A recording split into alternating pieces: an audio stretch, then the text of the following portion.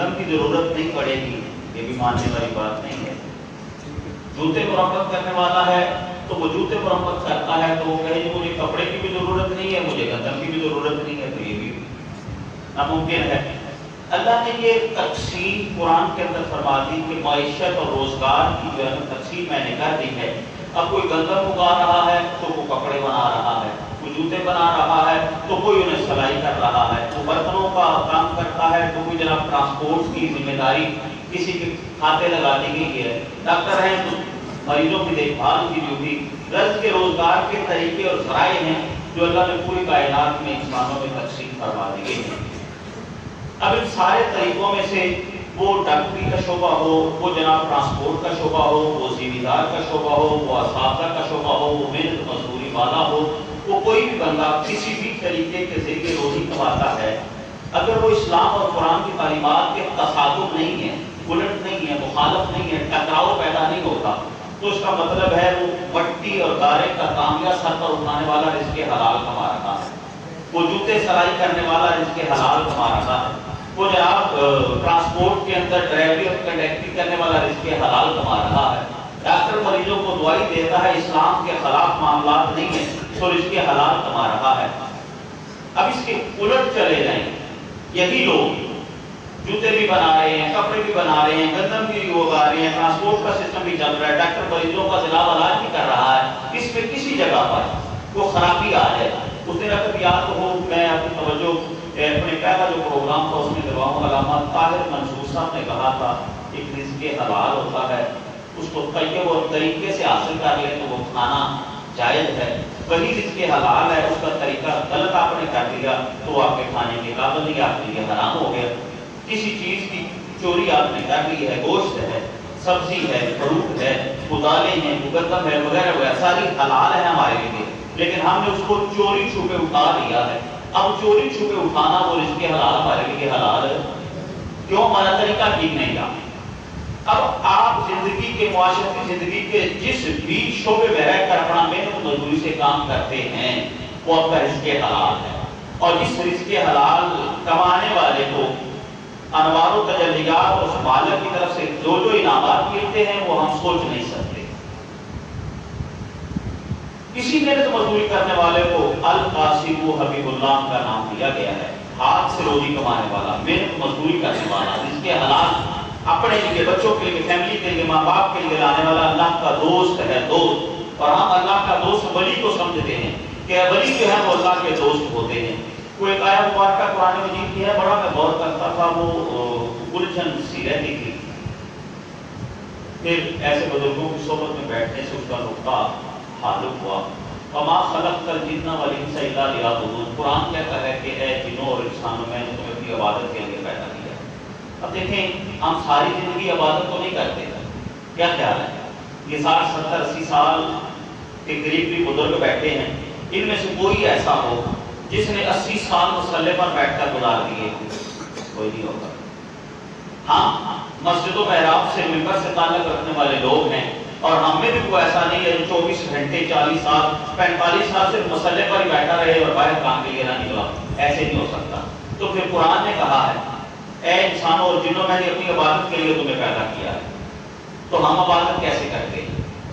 وہ قرآن اور صاحب قرآن سے محبت اور تعلق کو جوڑ لیں تو اللہ تعالیٰ شرع صدر فرما دیتا ہے، سینہ کھل جاتا ہے، قرآن اور صاحب قرآن کی تعلیمات سمجھ آ جاتی ہیں۔ میں اپنے الفاظ میں بیان کرتا ہوں، کبھی کبھی ہو تو معاف فرمانا، علماء تشریف فرما ہے۔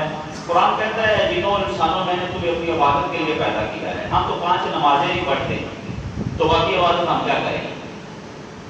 جو میری ناقص عقل، ناقص علم نتیجہ اخذ کرنے میں کامیاب ہوا یا ناکام ہوا، فیصلہ آپ نے اور بزرگوں نے کرنا ہے، تو میں اس نتیجے پر پہنچ جاؤں کہ اس آیت کی روشنی کیا ہے کہ غلامان محمد، تم اپنا سونا، اپنا بیٹھنا، اپنا اٹھنا، اپنا چلنا، اپنا کھانا، اپنا پینا، اپنا گفتگو، اپنی زندگی کے معاملات، اپنا کاروبار، محنت اور مزدوری، لقد کان لکم فی رسول اللہ اسوۃ حسنہ کے آئینے کے مطابق سانچے میں ڈال کر لو تو خدا کی قسم تمہارا سونا بھی عبادت ہے، تمہاری روزی بھی عبادت ہے، تمہاری گفتگو بھی عبادت ہے، تمہارا کھانا کھانا بھی عبادت ہے، تمہارا واش روم جانا بھی عبادت ہے، واش روم سے نکلنا بھی عبادت ہے، خاموش بیٹھنا بھی عبادت ہے، ماں باپ خدمت کرنا بھی عبادت ہے. بچوں کا پیٹ پالنے کے لیے گھر سے نکلنا، شام کو واپس آنا، یہ بھی عبادت ہے.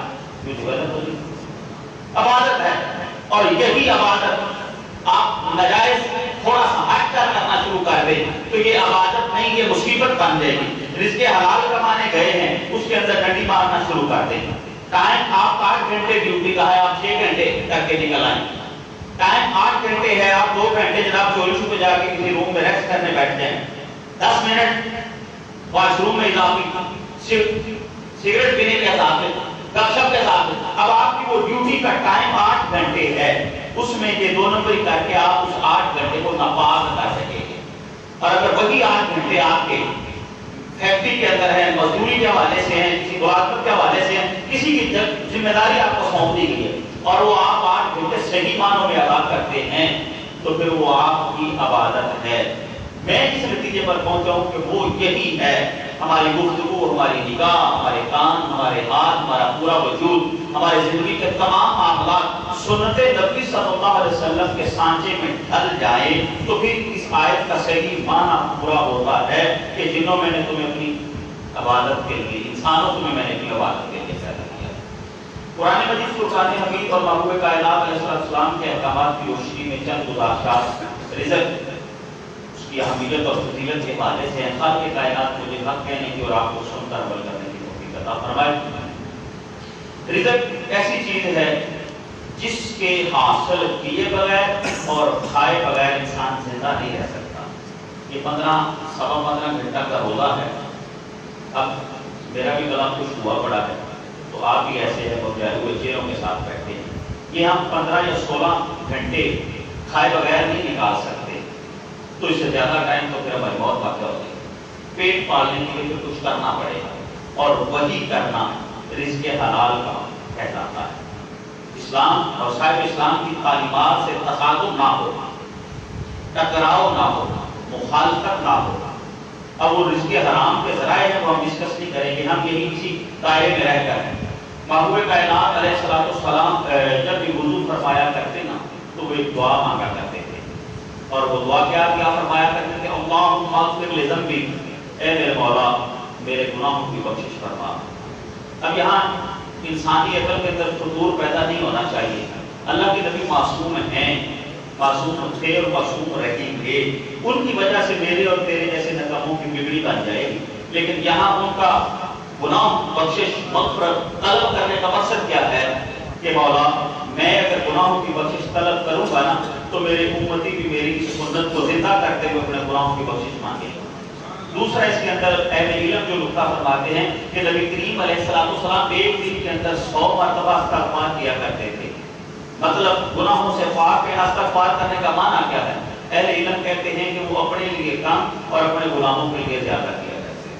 رب حبلی امتی والا وہ مادہ اس کے اندر شامل ہے. اب پیارے آقا علیہ السلام جب وضو فرماتے تو کیا کہتے؟ اللہم اغفر لذنبی، اے خالق کائنات میرے گناہوں کی بخشش فرما. ومسجدی فی داری، میرے گھر کے اندر وسعت عطا فرما. اور آخر پر فرماتے وبارک لی فی رزقی، اے میرے مولا میرے رزق میں بھی برکت عطا فرما، میرے رزق میں بھی برکت عطا فرما. اب دیکھیں وہ نبیوں کا تاجدار ہے، آمنہ کا جناب آنکھوں کا تارا ہے، خالق کائنات کی محبت و کا خود ممر و مرکز ہے. اور وہ کیا درس دے رہا ہے؟ میرے غلاموں مالک کائنات سے جب بھی مانگو تو رزق میں برکت مانگا کرو، رزق میں برکت مانگا کرو. اور رزق میں برکت آ جائے تو شام کو 500 کی مزدوری مل جائے، خدا کی قسم اسے 500 کی برکت جو ختم ہونے کا نام نہیں لیتی. اور بے برکتی آ جائے تو رات کو 50,000 اور 1,00,000 کی لے کر گھر آ جائیں تو اس 1,00,000 کو بھی انسانی نظر تھوڑا تصور کرتی ہے کہ اسے میری ضروریات پوری نہیں ہوگی. کیوں؟ اس کے اندر برکت نہیں ہے، اس کے اندر برکت ہے. وہ ایک عام مشاہدے کی بات ہے. آپ سمجھدار ہیں، آپ نے دیکھا ہوگا دیہات سے ہمارا سبھی کا تعلق ہے، بعد میں ہم شہروں میں آئے. ایک کتی جو ہے جسے کتیا ہم کہتے ہیں، وہ بچوں کو کتنوں بچوں کو جنم دیتی ہے، 10-12 کے قریب ہوتے ہیں. کیوں یہ اچھا ویسے ہوتا ہے. اور بکری جو ہے وہ کتنے بچوں کو جنم دیتی ہے؟ ایک یا بہت زیادہ کو اچھی نسل کی ہو تو وہ 2. گائے بھینس بھی ایک. حلال جو ہے اس کو زیادہ ہونا چاہیے تھا، حرام کم ہونا چاہیے تھا. ایک سور جو ہے وہ بھی 10-12 کے قریب بچوں کو جنم دیتا ہے، وہ بھی حرام ہے. یہ کتیا بھی حرام ہے کہ 10-10 12-12 جو حلال ہے وہ ایک ایک بچہ دیتا ہے. لیکن کائنات کے اندر نظر دوڑا کر دیکھیں، شادی بیاہ کا فنکشن ہو، جناب چلیس کے ساتھے کا جناب ختم پاک ہو، کسی کے ہاں کوئی خوشی اللہ نے عطا کی ہو، عید قربان ہو یا عید الفطر، 2-3 دن بعد ہم دیکھنے والے ہیں جو حلال جانور ہیں ان کے گلے پر چھری چلتی ہے، ہوتے بھی تھوڑے ہیں، خرچ بھی زیادہ ان کا ہوتا ہے، لیکن ختم ہونے کا نام نقطہ ہے اس کے اندر، سبق ہے اس کے اندر کہ اے اسلام اور صاحب اسلام کے غلاموں، تم غور کرو کائنات کے اندر اللہ نے جو تھوڑی چیز حلال رکھی ہے نا، اس کے اندر برکت کتنی ہے کہ پوری امت مسلمہ بھی اور غیر مسلم بھی ان کو کھاتے ہیں لیکن ختم نہیں ہوتے، اور حرام پیدا بھی زیادہ ہوتا ہے لیکن کائنات میں وہ نظر بھی نہیں آتا، کوئی کا لکا ہوتا ہے. یہی توکل اپنا قائم کر لے کہ رزق حلال تھوڑا ہو، اس کے اندر برکت ہو، تو وہ حرام زیادہ ہو اس کی مقابلے میں اس کی نسبت اس کے اندر خیر زیادہ ہے،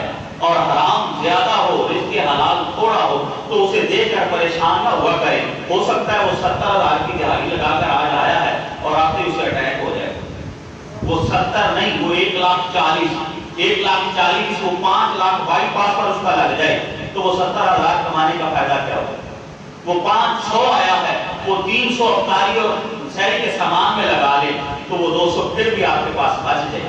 صحت تندرستی کا انعام آپ کو اللہ نے دیا ہو، کسی آزمائش کے سر اللہ نے آپ کو مبتلا نہ کیا ہو، کوئی نجائز مقدمہ آپ پر نہ ہو، تو پھر وہ 500 برکت والا ہوا کہ 70,000 برکت والا ہوا.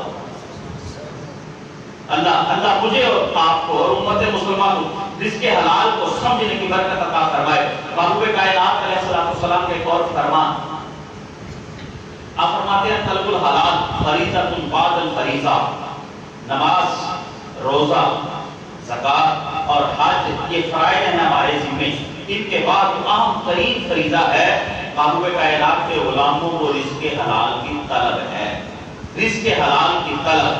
اور اللہ ماشاءاللہ ہم کہتے ہیں پیسے آنے چاہیے، وہ ناجائز ہیں یا وہ جائز ہیں، بس گھر میں پیسے ریل پیل ہونی چاہیے، اور وہ ریل پیل ہوتی بھی ہے.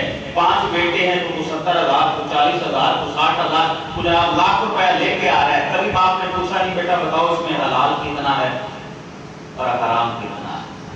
خوش ہو جاتے ہیں دیکھ کے پیسے، تجوریاں بھر رہی ہیں، پلاٹ خریدے جا رہے ہیں، مارکیٹ بھی اچھی ہوگی، گاڑیاں بھی سارے بیٹوں نے لے لی، فیملی کے لیے الگ گاڑی ہے، رات کو دن کو سارا جناب پیسے کی ریل پیل ہے. لیکن کبھی پوچھا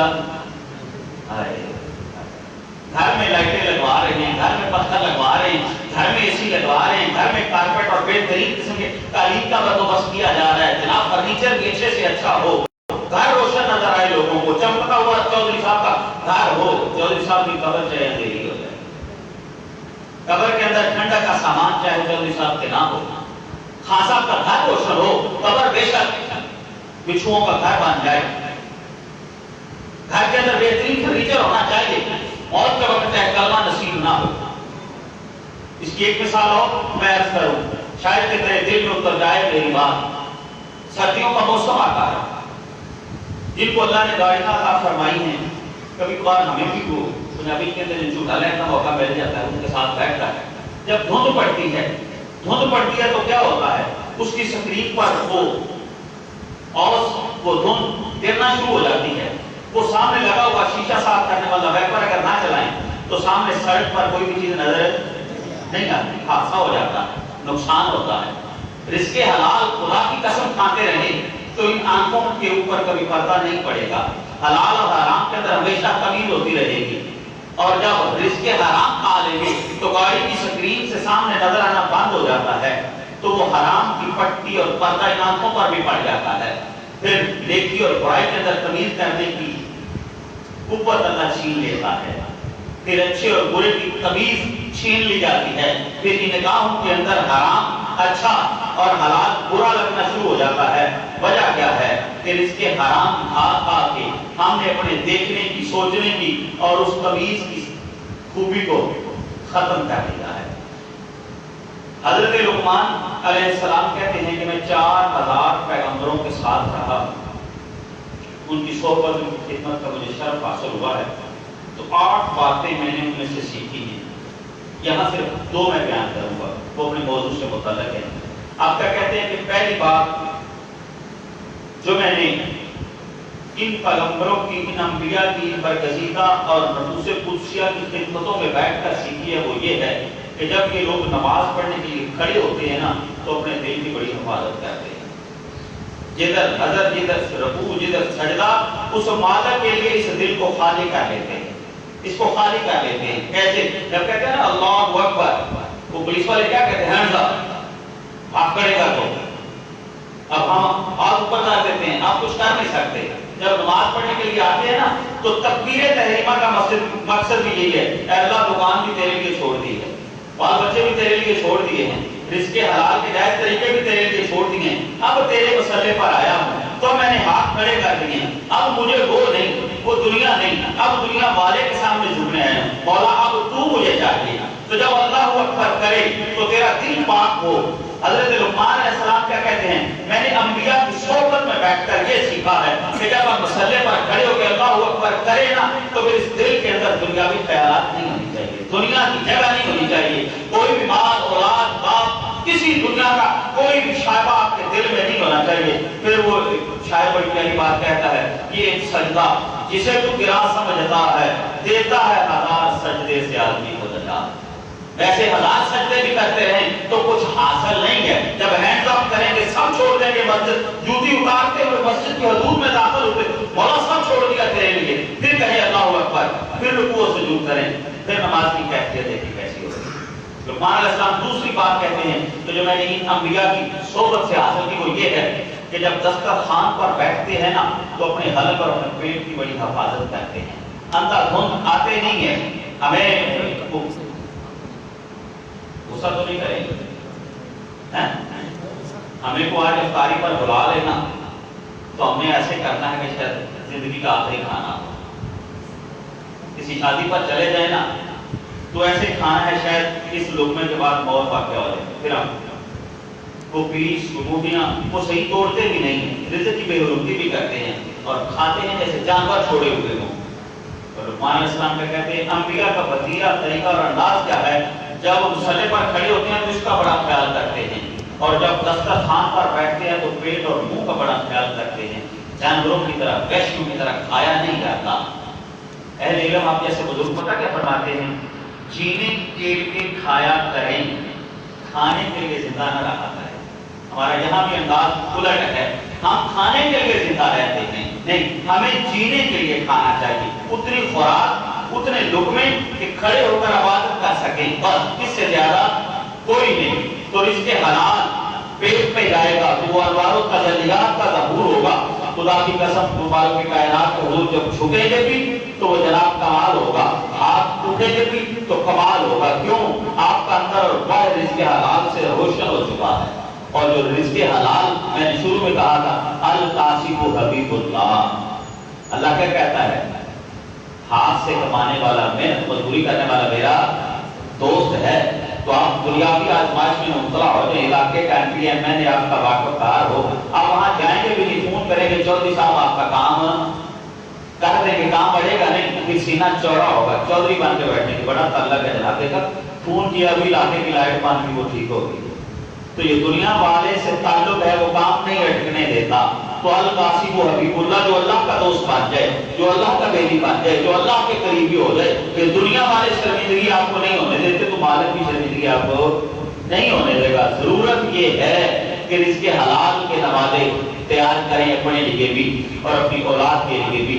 حضرت ابراہیم بن ادم رحمۃ اللہ تعالی بڑے شاندار زندگی گزار رہے تھے، وقت کے بادشاہ حکمران تھے، بڑا کچھ اللہ نے دیا ہوا تھا۔ ایک مرتبہ کیا سیر کے لیے اور شکار کے لیے نکلتے ہیں، جنگل کے اندر شکار کھیلتے، جب تھکتے ہیں تو بادشاہوں کے ساتھ اللہ لشکر ہوتا ہے، دسترخوان سجا دیا گیا، کھانے کا اہتمام کر دیا گیا، اپنا توکل اپنا قائم کرے اللہ پر۔ ابراہیم بن ادم رحمۃ اللہ تعالیٰ نے دسترخوان پر بیٹھ گئے، کھانا کھانے لگے تھے کہ کوا یا ایک پرندہ اڑتا ہوا آیا، دسترخوان سے ایک روٹی کا ٹکڑا لیا اور اڑنا شروع کر دیا۔ اب وہ تعجب اور حیرانگی کے عالم میں اس پرندے کے پیچھے چلے کہ معاملہ کچھ راز کی بات ہوتا ہے. ادھر ادھر وہ پرندہ اڑتا گیا، نیچے نیچے نیچے چلتے گئے. پہاڑ تھا، وہاں درخت تھے، ان درختوں کے جھنڈ کے اندر پرندہ اترا. آپ بھی وہ اندازے کے ساتھ اسی سمجھ چڑھتے گئے. جب وہاں پہنچے تو کیا دیکھتے ہیں کہ ایک بندہ ہے، اس کے ہاتھ بندھے ہوئے ہیں، پاؤں بھی بندھے ہوئے ہیں اور اس طرح لیٹا ہوا ہے. وہ جو روٹی کا ٹکڑا لے کے آنے والا پرندہ تھا اس کے سینے پر بیٹھا ہوا ہے، روٹی کے ٹکڑے کرتا ہے. ٹکڑے کرنے کے بعد وہ منہ کھولتا ہے. بندہ جس کے ہاتھ بندھے ہوئے ہیں وہ روٹی کا ٹکڑا اس کے منہ میں ڈالتا ہے، وہ روٹی کھاتا ہے. ابراہیم بے قدم جب وہاں پہنچے تو وہ جناب پرندہ ڈر کر بھاگ گیا. آپ نے دیکھا، بڑے حیران ہوئے، ہاتھ بھی بندھے ہوئے، پاؤں بھی بندھے ہوئے ہیں، ایک انسان ہے اور اس کو یہ پرندہ کھانا کھلا رہا ہے. گئے، ہاتھ کھولے، ہیلو علیہ السلام کو ابھی پوچھا بھی کیا بات ہے، کیسے آپ؟ کیا کہنے لگا کہ میں تجارت کی غرض سے آیا تھا، ڈاکوؤں نے سامان بھی سارا لوٹ لیا ہے اور 7 دن ہو گئے ہیں جہاں میرے انہوں نے ہاتھ اور پاؤں باندھ کر چھوڑ گئے ہیں. ان 7 دنوں میں اللہ نے ایک دن بھی بھوکا نہیں رہنے دیا، ایک دن بھی بھوکا نہیں رہنے دیا. یہ کمبا روز ایک روٹی لے کے آتا ہے، میرے سینے پر بیٹھتا ہے، میرے ہاتھ تو نہیں کھول سکتا لیکن روٹی کے ٹکڑے کر کے میرے منہ میں ڈالتا ہے، میں کھاتا ہوں اور اللہ کا شکر ادا کرتا ہوں. برادران اسلام، رزق 2 قسم کا ہوتا ہے. ایک وہ رزق جس کو آپ تلاش کرتے ہیں اور ایک وہ جو آپ کو تلاش کرتا ہے. اس مالک پر توکل کر لیں، محنت مزدوری کر کے اپنے جائز رزق کو ناپاک نہ بنائیں، حلال کھائیں. تھوڑا بھی وجود کے اندر جائے گا تو انرجی ایسی آئے گی کہ 20 تراویحاں پڑھتے ہوئے بھی ڈولیں گے نہیں تو مسجد کو آتے ہوئے پاؤں تک بگائیں گے. ستارہ رفتہ عشاء کی ہے، 20 تراویحاں پڑھنی اور ہوئے مر گئے تک بھی مولویاں دیں کوئی پڑھنے دیں. آپ جناب 9 تو 11 ہو جائیں گے. نہیں، رزق حلال کھائیں، توکل مالک کی ذات پر بھروسہ قائم اور قائم رکھیں اور پھر میدان زندگی کے اندر نکلیں. پھر خدا کی قسم جس بھی میدان کے اندر قدم آپ کا ہوگا کامیابی آپ کے قدموں میں آئے گی. ہاتھ اٹھے گا نہیں، کامیابی جھوم کر آپ کے پاس آ جائے گی. کیوں کہ آپ نے اپنے وجود کی تربیت کی رزق حلال سے کر لی ہے. اور رزق حلال میں بار بار وہ جملہ ریپیٹ کر رہا ہوا القاسم و حبیب اللہ. ہاتھ سے کمانے والا اللہ کا دوست ہوتا ہے تو اللہ کا دوست کبھی اپنے دوست کو ندامت اور شرمندگی کی زندگی گزارنے نہیں دے گا. کابل کے وادی تھے، ان کا نام تھا امیر دوست محمد خان، افغانستان کے اندر. ان کے ملک پر دشمن نے حملہ کر دیا. جیسے اپنے بھی بارڈر والے صاحبان آئے روز ہمیں تنگ کرتے رہتے ہیں. جب وہ والی کابل دشمن حملہ، آپ کا ایک بیٹا جوان تھا، اپنے بیٹے کو فوج دی اور کہا جاؤ بیٹا دشمن کا مقابلہ کرو. جا بیٹے نے فوج لی. فوج لینے کے بعد دشمن کے مد مقابل چلا گیا. لڑائی شروع ہو گئی. خبر پہنچی، واپسی خبر آئی کہ آپ کے بیٹے کو شکست ہو گئی ہے، دشمن نے فتح حاصل کر لیا اور ملک جو ہے نا سمجھو اس کے ہاتھوں میں چلا گیا. والد پریشان ہوا، گھر باہر دربار میں بیٹھا ہوا تھا، اٹھ کر گھر آیا، چہرہ اترا ہوا ہے، پریشانی کے آثار ہیں. بیوی دیکھتی ہے تو پوچھتی ہے کہ جناب خیریت ہے، کیا معاملہ ہوا؟ کہنے لگا بیٹے کو فوج دے کے دشمن کا مقابلہ کرنے کے لیے بھیجا تھا، اطلاع آئی ہے کہ بیٹے کو شکست ہو گئی ہے، وہ ناکام ہو گیا ہے اور دشمن کامیاب ہو گیا.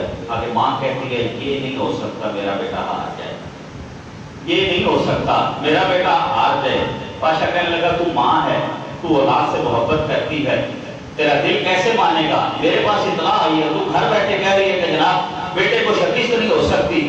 وہ کہتی میں نہیں مانتی. ماں سے کہا نہیں مانتی تو نہ مان، وہ شکست ہوگی. میسج آیا، واپس پھر دربار میں آ کے بیٹھا. کچھ دیر بعد پھر واپس آیا، آ کے مسکراتے ہوئے کہنے لگا اب خبر یہ آئی ہے کہ بیٹے کو کامیابی مل گئی ہے، وہ کامیاب ہو گیا، دشمنوں کو ناکام بنا دیا ہے، فتح و کامرانی سمیٹ کے ہمارا بیٹا واپس آ رہا ہے. خیر وہ تو آئے گا تو پوچھے گا تو بتا تو کیوں کہتی تھی کہ بیٹا ناکام نہیں ہو سکتا؟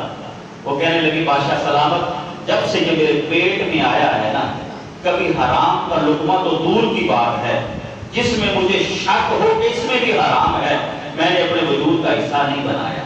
میں نے رزق حلال سے اس بیٹے کو خون دے کے تربیت اور پرورش کی ہے، اور جب میری گود میں آ گیا ہے، اگر میرے وہ مخصوص ایام بھی ہونا تو میں وضو کر کے بیٹوں کو دودھ پلاتی ہوں، کبھی ناپاکی کی حالت میں دودھ نہیں پلاتی، اور جب بھی کوشش ہوتی ہے یاسین پڑھ کے تلاوت کر کے بیٹے کو روزانہ دیتی رہی ہوں، تو مجھے یقین اور توکل سا اس خدا کی ذات پر کہ جس نے پاک اور صاف کے اندر برکتیں رکھی ہے، بادشاہ سلامت دودھ بھی پاک پلایا ہے، پرورش کرتے ہوئے رک میں حلال کھا کے حلال ہی انداز سے اس کی تربیت کی ہے، تو مجھے کامل یقین تھا اس مالک کی ذات پر وہ میرے بیٹے کو ناکامی نہیں دے گا، شکست نہیں دے گا، وہ نامراد نہیں لٹائے گا، کیونکہ اللہ نے وعدہ کیا ہوا ہے القاسم حبیب اللہ، میں نے حلال کھایا کھلایا ہے اور حلال کے ذریعے بیٹے کو پروان چڑھایا ہے، تو میدان میں اتر کر تو ہار کے آجے یہ ہو نہیں سکتا، یہ ہو نہیں سکتا۔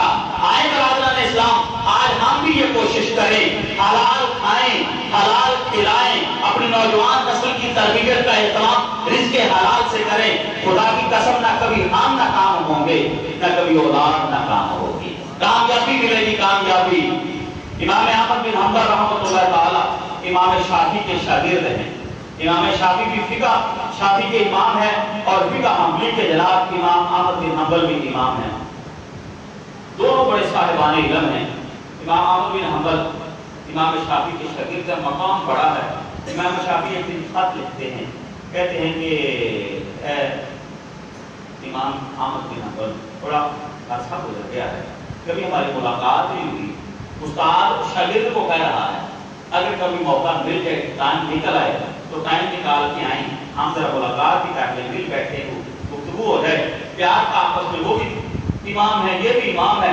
آگے امام نے استاد نے وہ خط لکھا کہ استاد محترم ٹھیک ہے، مجھے آپ کی دعوت قبول ہے، میں فلاں دن آپ کے پاس آ جاؤں گا۔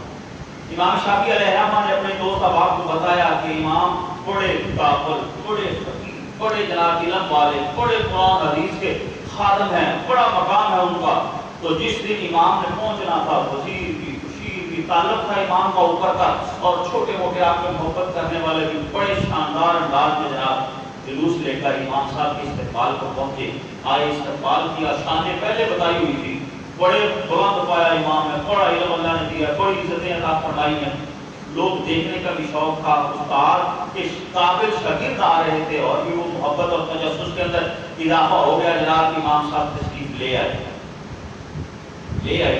تو کھانے کا بڑا بہترین انتظام کیا گیا۔ جو اللہ والے ہوتے ہیں وہ پرہیزگار ہوتے ہیں، وہ زیادہ کھاتے نہیں، میں نے جملے کہے تھے، جینے کے لیے کھاتے ہیں، کھانے کے لیے نہیں پیتے۔ کھانا دسترخوان لگا، سارے دوست احباب بیٹھ گئے، امام صاحب بھی بیٹھ گئے، اب سب لوگوں کی توجہ امام صاحب کی طرف تھی۔ امام صاحب جب جناب لگے نا تو ایک دو تین ہو پڑھنے کا نام ہی نہیں لے رہے، متقی امام وقت کا فقیہ، اور اتنا کھانا اچھی طرح جم کر ڈٹ کر کھانا کھایا، لوگ آنا شروع ہو گئے، ایک دوسرے کو دیکھنا شروع ہو گئے۔ امام صاحب تو کہہ رہے بڑے پہنچے ہوئے ہیں، تو یہ تو کھانے کی ناوکیل کر رہے ہیں۔ خیر تجسس، شام کو رات کو جب الگ کمرہ دے دیا گیا، مسواک تہجد کے لیے وضو کا پانی بھی ساتھ رکھ دیا گیا، امام صاحب تہجد کے لیے اٹھے گئے، مسواک اور وضو کرتے ہیں، تو صاحب صبح جب نوکر نے جا کے دستک دی نا کہ نماز کے لیے تشریف دیں، آئے اس نے دیکھا مسواک بھی ویسی پڑی ہے، لوٹے میں جو پانی رکھا تھا وہ بھی ویسے کا ویسے پڑا، وہ اور بھی آرام سے گئے۔ رات اسی طرح دبا لے کے کھانا کھایا تو ساری رات سوتے رہے ہیں، اور جناب آپ جائیں گے تو ادھر جا کے وضو کریں گے اور اس پانی کا استعمال بھی کیے، بس زنی پیدا ہوگی۔ امام صاحب آئے، نماز پڑھی، امام شافعی کے کانوں میں لوگوں نے یہ بات ڈال دی کہ ہم رات کھانا بھی دیکھ کر بڑے حیران ہوئے ہیں، اور یہ ساری رات سوتے رہے، پانی بھی ایسے پڑ رہا ہے، اور یہ بھی انہوں نے استعمال ہی نہیں کیا، یہ بھی بڑا عجیب معاملہ ہے۔ تو امام احمد بن حنبل رحمۃ اللہ تعالیٰ جب نماز پڑھ کے بیٹھے، امام شافعی نے پوچھا کہ آپ کا مقام اور مرتبہ بڑا ہے، میرے محبت کرنے والے کچھ حیران ہیں، وہ کہتے جی فرمائیں کیوں حیران ہیں؟ آپ نے کل کھانا بڑا کھایا ہے، جو اللہ والے ہوتے ہیں، نیک ہوتے ہیں، وہ کھانا بڑا کم کھاتے ہیں، یہ کہہ رہے ہیں یہ کیسا اللہ والا ہے، اس نے جناب ساری قدر ہی نکال لی ہے۔ امام صاحب کے الفاظ سنیے گا، امام احمد بن حنبل رحمۃ اللہ تعالیٰ فرماتے ہیں، استاد محترم جب میں آپ کے کھانے والے کمرے میں داخل ہوا تھا نا، تو آپ کے دسترخوان سے ایک نور نکل رہا تھا، اور وہ نور آسمانوں تک جا رہا تھا۔ آپ کے کھانے سے، آپ کے رزق سے، اس دسترخوان سے جو دسترخوان پر کھانا سجایا تھا، ایک نور نکل رہا تھا، اور وہ نور ہمیشہ رزق حلال سے نکلتا ہے۔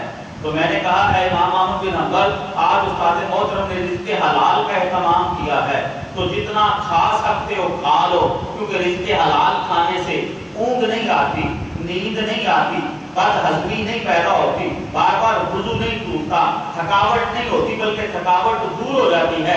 استاد محترم رزق دبل کے اس لیے کھایا تھا کہ رزق حلال کا نور آسمانوں تک جاتا ہوا دیکھ رہا تھا، اور رات کو وضو اور مسواک کا استعمال اس لیے نہیں کیا کہ کھانا کھانے کے بعد بوجھل نہیں ہوا، سویا نہیں، ساری رات جاگتا رہا ہوں، اور خدا کی عزت کی قسم قرآن سے 100 مسئلے ایسے نکالے ہیں جو پہلے کبھی نکالے نہیں تھے۔ اس لیے نہ تو رات کو وضو کا استعمال کر سکا، اور پیٹ بھر کر کھانے کا سبب یہ تھا کہ دسترخوان پر چنا ہوا کھانا رزق حلال تھا۔ رزق حلال کھانے سے وجود دل و دماغ روشن، منور اور منور ہو جاتا ہے، تو پھر انسان کے سامنے رومال کے کائنات اس طرح پردے کھول دیتا ہے، حجابات اٹھا دیتا ہے، رکاوٹیں الگ ہو جاتی ہیں، اور کائنات کے پوشیدہ راز سامنے کھل کر آ جاتے ہیں۔ برادران اسلام آئے ہم بھی رزق حلال کا اہتمام کریں۔ نماز میں دل کیوں نہیں لگتا؟ ذرا غور کریں پیچھے کہیں اندھیرا تو نہیں ہے؟ اولاد کہنا کیوں نہیں مان رہی؟ ذرا غور کریں کہیں حرام تو نہیں کھلا دیا؟ گھر سے بیماری نہیں نکل رہی، لاکھوں روپے خرچ کر دیے ہیں، دیکھیں وجود کا حصہ بننے والے وہ نوازے کسی غریب کا حق تو نہیں ہے؟ غور کریں وہ جامع شیرین کی بوتل کسی بیوہ کا حصہ تو گھر لے کے نہیں آ گئے؟ غور کریں کبھی نلے ہمسائے کے اندر کسی کے پلاٹ پر نجائز قبضہ تو نہیں کر دیا؟ غور کریں یہ بیماریاں کیوں جان نہیں چھوڑ رہی؟ یہ دعاؤں کے اثر کیوں ختم ہو گئے؟ یہ پیشانیاں نور کے سجدوں کے نور سے کیوں بے نور ہو گئی ہیں؟ یہ دعائیں کیوں شرف قبولیت تک نہیں پہنچ رہی؟ اولاد کیوں کہنا نہیں مان رہی؟ گلی محلے کے اندر کیوں عزت بحال نہیں ہو رہی؟ سارا کچھ کائنات کا کام کے گھر کے اندر ہے۔ ڈاکٹر نے کہا ہوا ہے جناب حاجی صاحب خان صاحب چودھری صاحب آپ نے صرف کھچڑی کھانی ہے، اور آپ کے کھانے کیوں چھڑوا دیے گئے ہیں؟ گھر ایسی ہے سکون کیوں چھین لیا گیا ہے؟ اولاد کہنا کیوں نہیں مانتی؟ کہیں رزق حلال کے اندر حرام تو شامل نہیں ہو رہا، کہیں اپنے حصے کا کھانا تھا دوسرے کا حصے کا تو نہیں کھایا جا رہا۔ اور کرے روزے بھی کہتے ہیں تم متقی بن جاؤ، تم پرہیزگار بن جاؤ، اور یہ تقویٰ حاصل کیوں نہیں ہو رہا؟ اللہ اکبر اللہ اکبر۔ تو امام صاحب نے دماغ اور دل روشن کر دیے کہ رزق حلال کھائیں تو سجدوں کی لذت اور بھی بڑھ جاتی ہے، قرآن کے علم کے اندر غوطہ زنی کا ذوق اور بھی پیدا ہو جاتا ہے۔ ہم کون سا رزق کھا رہے ہیں تو قرآن پڑھنے کو بھی دل نہیں کرتا، قرآن سننے کو بھی دل نہیں کرتا، سجدے والوں کے پاس بیٹھنے کو بھی دل نہیں کرتا، سجدے کرنے کو بھی دل نہیں کرتا۔ غور کریں غور کریں غور کریں، وہ لقمے، وہ پانی، وہ مشروبات، وہ جسم پر سجا ہوا اچھا لباس، کہیں یہاں خرابی تو نہیں آ گئی؟ حضرت عبداللہ بن مبارک علیہ الرحمہ آپ کے سامنے گھر میں ایک لوہار تھا، بڑی محنت مزدوری کرتا تھا، صرف رزق حلال کماتا تھا، وہ فوت ہو گیا۔ امام صاحب نے خواب کے اندر دیکھا، آپ نے دیکھا تو اس لوہار کا درجہ آپ کے درجے سے اونچا ہے، جنت میں آپ اس سے نیچے وہ اوپر ہیں۔ امام صاحب بڑے ششدر ہوئے، عبداللہ بن مبارک علیہ الرحمہ تو کھڑے ہوئے، اسی جستجو کے اندر اس کے گھر پہنچے۔ گھر والوں دروازہ نوک کرنے کے بعد پوچھا کہ میرا نام یہ ہے اور میں جناب میرا جو ہمسایہ تھا وہ فوت ہو گیا، اس کے حالات کے مطلب کچھ آگاہی چاہتا ہوں، مجھے بتا دے ذرا وہ کیسا تھا، کیسی زندگی گزارتا تھا، اس کے معاملات کیسے تھے۔ اس کی بیوی نکلتی ہے، بیوی نکل کے کہتی ہے کہ حضرت صاحب اس کے زندگی کے معاملات کچھ زیادہ تو نہیں تھے، دو چیزیں اس کی زندگی میں نے دیکھی ہیں، وہ یہ کہ اس کے دل کے اندر خواہش تھی، میرے ساتھ وہ اکثر شیئر کیا کرتا تھا، وہ کہتا تھا دیکھو سامنے گھر میں عبداللہ بن مبارک رہتا ہے، وہ رات کو اٹھ کے تہجد پڑھتا ہے، لمبے لمبے سجدے اور رکوع کرتا ہے، وہ اللہ کو یاد کرتا ہے، اللہ کو راضی کرتا ہے، میں سارا دن کام کرتا ہوں، تہجد پڑھنے کی مجھے توفیق نہیں ہوتی۔ یہ حضرت صاحب اس کے دل میں تھی کہ کاش مجھے بھی ایسا مقام اور موقع مل جائے کہ میں بھی تہجد کے سجدوں میں مالا کو را دوں، لیکن یہ نہ ہو سکا۔ इमाम साहब दूसरा काम मैंने उसका ये देखा है कि वो लोहार था, लोहे का काम करता था। जब कभी उसने ज़रब लगाने के लिए हथौड़े को यहाँ ऊपर उठाया है ना, तो मस्जिद से अल्लाहु अकबर मुअज्जिन ने आवाज़ बुलंद कर दी है, तो फिर उसने वो ज़रब नहीं लगाई। अब आप अंदाजा करें यहाँ से ये ज़रब लगाना आसान है या यहाँ से इस तरह छोड़ देना आसान है। उसकी बीवी कहती है उसका एक अंदाज ये था, हथौड़ा उठाया है ज़रब लगाने के लिए, मुअज्जिन ने अल्लाहु अकबर कह दिया, तो फिर उसने ज़रब नहीं लगाई, थोड़ा वहीं से छोड़ दिया है और अल्लाहु अकबर की सदा पर लब्बैक कहता हुआ घर से मस्जिद की तरफ चला गया है। रिज़्क़े हलाल को कमाता ही था, लेकिन तरफ ये थी कि मालिक के घर से आवाज़ा बुलंद हुआ है, मेरे जैसे नकम्मे को वो कह रहा है कि आजा, मैं कामयाबी देता हूँ, मैं नजात देता हूँ, मैं सुकून देता हूँ, मैं सबसे बड़ा हूँ, रिज़्क़ बड़ा नहीं है। तो इमाम साहब वो हथौड़ा ज़रब नहीं लगाता था, वो फेंक देता था, वो छोड़ देता था और मस्जिद का राह लेता था। इमाम साहब समझ गए रिज़्क़े हलाल की वो तड़प और जल्दी उस मालिक के हुजूर जाके सजदा रेज़ी का शौक उसको मेरे से भी ऊपर ले गया है। आज की गुफ्तगू रिज़्क़े हलाल, बरकत, अहमियत और फजीलत सारा कुछ इसके अंदर है। खुदारा आज खुद भी सोच लें, खुद भी गौर कर लें। वो ताल्लुक वाला है तो वो भी, वो दोस्त आबाद है तो वो भी, वो रिश्तेदारों में है तो वो भी, अगर कहीं खराबी पैदा हो रही है इसके अंदर तो इसको दूर कर दें, इसको दूर कर दें, इसको दूर कर दें। आखिरी एक छोटा सा वाकया सुना के मैं अपनी गुफ्तगू समेटूं। रिज़्क़ के अंदर बरकत आप भी चाहते हैं और मैं भी चाहता हूँ, और एक है बेशुमार अंदाज रिज़्क़ में बरकत कैसे होती है, लेकिन मैं एक वाकया सुना के रिज़्क़ में बरकत का गुर आपको देता हूँ। अल्लाह मुझे और आपको ये दौलत अता करवाएगा। बनी इसराइल का ज़माना, मूसा अलैहिस्सलाम से अल्लाह रब्बुल इज़्ज़त ने वही के ज़रिए कलाम किया और कहने लगे, ऐ मेरे करीम, आपके वो दो उम्मती मियाँ बीवी जो हैं ना, उनकी 80 साल ज़िंदगी है। उस 80 साल में हमने क्या किया है, 40 साल खुशहाली के रखे हैं और 40 साल गुर्बत के रखे हैं। आप उनके पास चले जाएं और उनसे ये पूछें कि वो 40 साल पहले खुशहाली वाले लेना चाहते हैं या आखिरी खुशहाली वाले लेना चाहते हैं, पहले तंगी में लेना चाहते हैं, ये उनकी मर्जी होगी। 80 साल हैं, 40 खुशी के हैं, 40 तंगदस्ती के हैं, बड़े कठिन हैं। तो आप जाएं। मूसा अलैहिस्सलाम उस घर पहुंचे, शौहर बुलाया उस बीवी के, वो उसे कहा कि अल्लाह ताला ने वही की है, ये अंदाज है, बताएं खुशी वाला पहले, तंगी वाला बाद में, कौन सा? हज़रत साहब अगर इजाजत हो तो बीवी से मशवरा कर लो। मूसा अलैहिस्सलाम कहने लगे, जाओ मशवरा करने की इजाजत है। वो अल्लाह वाली थी, वो नेक थी, वो कहने लगी कि तुम इस तरह करो, अल्लाह के नबी से कहो, अल्लाह ने 40 साल का वादा किया है, खुशहाली के, अमीरी के, दौलत फरावानी वाफर होगी, और 40 तंगी के हैं। अल्लाह के नबी अल्लाह से वही के ज़रिए कलाम करो, दुआ करो, 40 साल पहले खुशी के मिल जाए, पहले तो जरा जिंदगी अच्छी गुजरे ना, बाद में देखी जाएगी। मूसा अलैहिस्सलाम को उन्होंने जवाब दिया। मूसा अलैहिस्सलाम अल्लाह से कलाम हुए। अल्लाह ने कहा कि मूसा ठीक है, इनको कह दो कि पहले 40 साल खुशहाली थे, बस फिर पता नहीं चला दौलत किधर से आना शुरू हो गई, माल किधर से आना शुरू हो गया, दरवाजे खोल दिए उस मालक ने। मेरा एक दोस्त मुझे कहने लगा, हज़रत साहब इस तरह करें, बड़ी तंगी है, दुआ कर रहे हैं। मैंने कहा यार मैं एक जुमला कहता हूँ, तुम भी नाराज ना होना। उसे भी मैंने कहा नाराज ना होना। कहता नहीं होता, बताएं। मैंने कहा तुम रिज़्क़ के पीछे भागते हो, रिज़्क़ वाले के पीछे नहीं भागते। नाकामी का सबब यही है, तुम 8 घंटे ड्यूटी करने के बाद कहते हो 16 घंटे भी करने को तैयार हो, लेकिन 8 घंटों में उस राज़ के सामने झुकते नहीं हो, सजदा रेज़ियां नहीं करते, अपनी ज़रूरियात को खुद पूरी करने की कोशिश करते हो। तो आपके लिए कहते नहीं मालिक इसके अंदर बरकत डाल दे। हम भी यही करते हैं, रिज़्क़ के पीछे तो भागते हैं, रिज़्क़ वाले के पीछे नहीं भागते। रिज़्क़ को छोड़कर रिज़्क़ वाले के सामने सजदा रेज़ हो जाए, खुदा की कसम वो बरकतें ही बरकतें अता फरमाएगा। बीवी ने कहा जनाब 40 साल खुशहाली वाले दे दें। सुबह शाम रिज़्क़ वापस आया। जब वापस आया तो अब शौहर बीवी से पता क्या कहने लगा, मेरे लफ्ज़ों पर तवज्जो रखना। बीवी से कहने लगा, पहले हम देगची, छोटा बर्तन, पतीली के अंदर खाना पकाते थे और खुद खाते थे। अब अल्लाह ने माल इतना दिया है, अब देगची नहीं देग चढ़ेगी। پہلے ہم دونوں کھاتے تھے، آج سے ہم دونوں نہیں کھائیں گے۔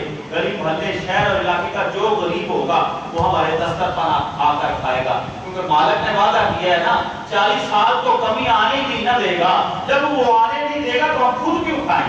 سبھی کو کھلاتے ہیں۔ جناب بیوی نے وافر کھانے کا اہتمام کیا، شوہر گیا گلی محلے کے تمام غربا اور مساکین کو، ضرورت مندوں کو دعوت دے دی، آؤ ہمارے گھر، ادھر کھانے کا اہتمام ہوا۔ ادھر اللہ نے موسیٰ علیہ السلام کی طرف وحی فرما دی، موسیٰ جاؤ اپنے اس امتی کو کہو ہم نے 80 سال ہی خوشحالی کے کر دیے ہیں، 80 سال کو پچھلے 40 بھی بدل دیے ہیں، پروردگار معاملہ کیا ہے؟ ابھی کہا تھا 40 تندرستی کے ہیں، 40 خوشحالی کے ہیں، اب 80 سال خوشحالی کیسے آ گئی؟ موسیٰ جاؤ اس کے گھر جاؤ گے تو پتہ چلے گا ہم نے وہ تنگی خوشحالی میں کیسے تبدیل کر دی۔ موسیٰ علیہ السلام تشریف لاتے ہیں، غربا آ رہے ہیں، کھا رہے ہیں اور جا رہے ہیں، ان افسردہ چہروں پر خوشی، ان افسردہ چہروں پر جناب مسرت اور ان افسردہ چہروں پر شادمانی کے اثار نظر آ رہے ہیں۔ موسیٰ کو اللہ نے کہا اے موسیٰ دیکھ جو میرے بندوں کو کھلاتا ہے، رازق تو میں ہوں نا، اکبر تو میں ہوں نا، دینے والا تو میں ہوں نا،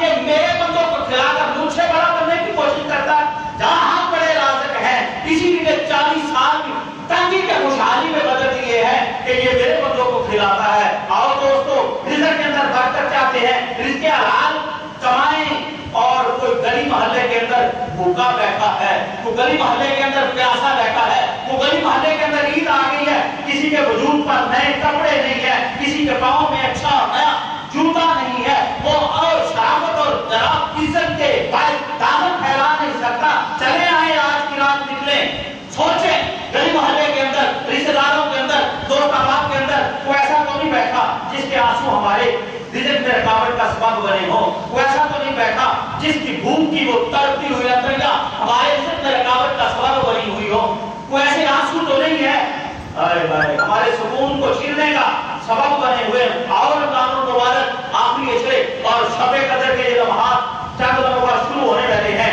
اپنے دوست احباب میں کو ڈھونڈے ایسا جو کھانے والا ہو لیکن رزق اس کے پاس نہ ہو، جو پہننے والا تو ہو پہنانے کے لیے کپڑے پاس نہ ہو، پاؤں تو اس کے سلامت ہوں لیکن پہننے کے لیے اچھا جوتا نہ ہو، اس رزق حلال کو اس مخلوق کی خدمت میں خرچ کریں، خدا کی قسم وہ مالک بڑی برکتیں عطا فرمائے گا۔ اور آج کے بعد ارادہ اور نیت کر لیں کہ رزق حلال کمانا ہے، رزق حلال کھانا ہے، جو کیا ہے معافی مانگے، وہ مالک کائنات معاف کرنے والا ہے۔ اللہ تعالیٰ سے میری دعا ہے اس پروگرام کی، اس نشست کی یہ گفتگو میرے لیے، آپ کے لیے اور علامہ صاحب کے لیے، مسجد انتظامیہ کے لیے ذریعہ نجات بنائے، ہمیں وافر مقدار میں رزق حلال عطا فرمائے، اپنے ہی گھر کا محتاج بنائے، دنیا داریوں کی محتاجیوں سے جان چھڑائے۔ آمین آمین ثم آمین۔